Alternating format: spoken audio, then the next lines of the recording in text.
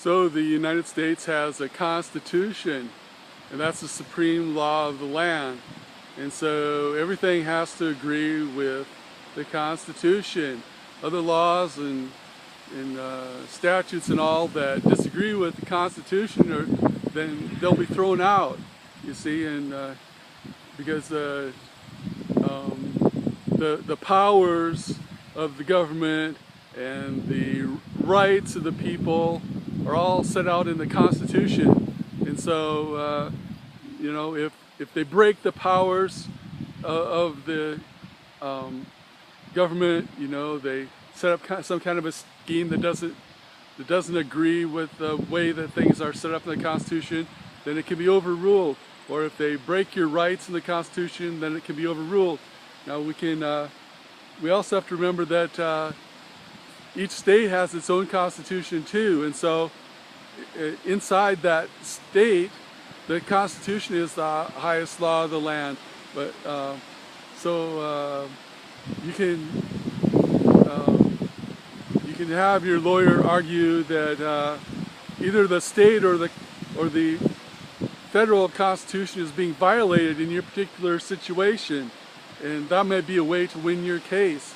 So then we know that if the state constitution violates the federal constitution, then you still have to, the federal constitution wins. But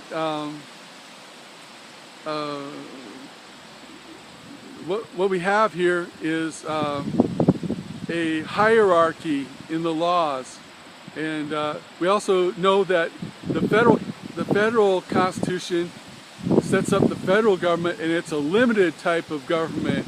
And that, in other words, if something if a power is not specifically given to the government, whether it be, you know, the legislative, judicial, or executive branches of government, if it's not given to the government in the Constitution, then that power goes to the states.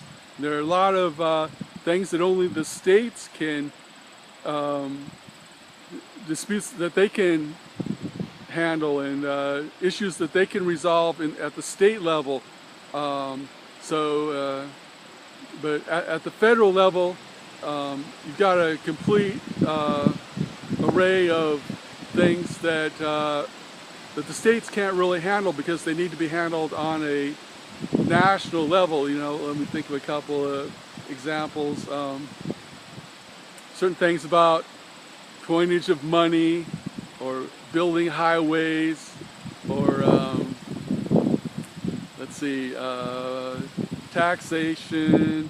You know, so there's a whole host of things that the federal Constitution claims preeminence at, and so that's kind of how it's set up and how the courts will determine.